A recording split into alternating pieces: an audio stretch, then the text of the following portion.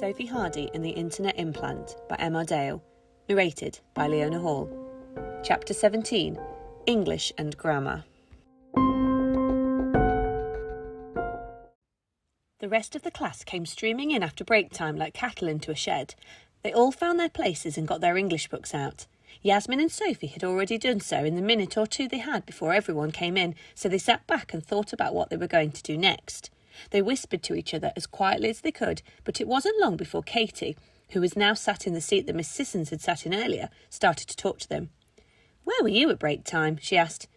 "We were in here talking to Miss Sissons and Mr. Houghton." Yasmin had bent the truth slightly, but in a way what she was saying was true. "I was talking to Mr. Houghton for the last part of break, so that can't be true," Katie said suspiciously. "He came out onto the playground to talk to me." Sophie and Yasmin thought back to the last time they saw Mr. Houghton, who they now knew as Dale Nathan. It felt like ages ago when they had confronted him in his office, but in actuality it had been less than 10 minutes ago. "What did he talk about?" Sophie asked shadily. Katie couldn't reply. Miss Sissons was asking the class to turn the noise down and make sure they had all written the date. The opportunity for conversation was gone. This came both as a relief and a disappointment to Yasmin and Sophie, who, while they didn't want to face a grilling from Katie about where they had been, did want to ask Katie more about the recurring chat she seemed to be having with Mr. Houghton. Coupled together today's chat at break time with yesterday's, when almost everyone else had gone home, and Sophie realised that Mr. Houghton was probably up to something. For the next hour and a half, Sophie's mind was racing. She couldn't concentrate on the recount of what she did over the summer holidays at all because of what had happened in the 2 and a bit days since they had finished, which was obviously a lot more exciting. Sophie had no holiday to write about, no exciting trips out she could recap. She had spent most of the 6 weeks with her nose in a book trying desperately to better herself.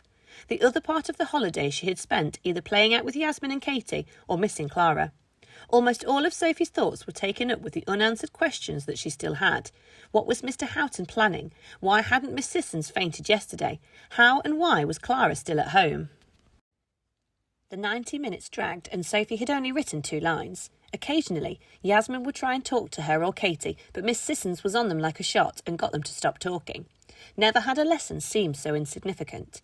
Sophie looked over at Yasmin's work. She seemed to be the same, barely written anything. At 11:55, the classroom door swung open and in walked Mr. Houghton. He scanned the room and seemed to linger when he saw Yasmin and Sophie. He then walked round looking at each child's work in turn, not talking to any of them. Sophie and Yasmin simply kept their heads down and carried on pretending to work. They were both nervous as to what Mr. Houghton was doing.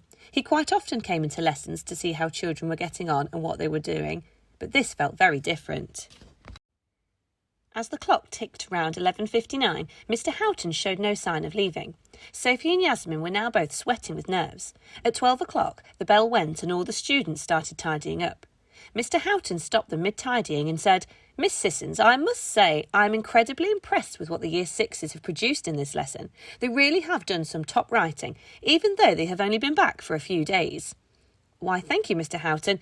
They've been all working extremely hard," Miss Sissons replied, shuffling slightly uncomfortably. "There are, though, a few students who haven't done quite as much as the rest, and I think they should probably spend some time with me over dinner time to try and catch up with the others," Mr. Houghton said, with evil undertones. Miss Sissons worked out very quickly what was going on and looked straight at Yasmin and Sophie, who had paused mid-tidying to listen to what Mr. Houghton had to say. "Oh, I think they've all worked extremely hard," Miss Sissons replied, without taking her eyes off Sophie and Yasmin. "Oh, no, I disagree. If you look here, Tyler has done 1.5 pages, and Kyle has done 2 full pages. Even Ryan, if he doesn't mind me saying, has done an excellent job."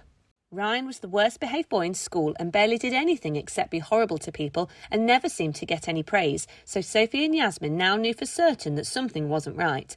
On top of that, Kyle and Tyler were 2 of the boys that sat towards the front of the class and weren't too clever.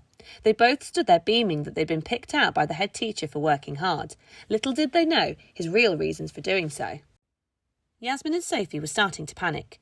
They looked down at their 4 lines and 5 lines respectively and began to dread what Mr. Houghton was inevitably going to say next. They couldn't stay in at dinner. They had to rescue Clara. Mr. Houghton carried on. "However, some girls over there," he pointed in Sophie and Yasmin's vague direction, "have done nowhere near that much. Therefore, I think some time with me over dinner won't go amiss, miss." Miss Sissons was lost for words and couldn't think of a defence and had to agree with Mr. Houghton or risk making a scene in the classroom surrounded by Year 6 children. Therefore, I would like to borrow you over dinner time to get you to finish your writing.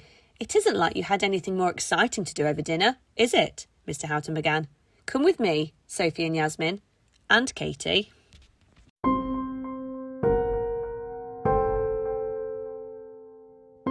The Sophie Hardy Saga was written and produced by Emma Dale and narrated and produced by Leona Hall. If you enjoyed it and would like to continue to follow the adventures of Sophie and her friends in coming episodes, then please subscribe through one of the many podcast providers out there. The links for each of these can be found on our website. If you require more information, visit our many social media channels, or if you would like to purchase a hard copy of the book, then be sure to check out www.sophiehardysaga.com. Thank you for listening, and we hope you enjoy.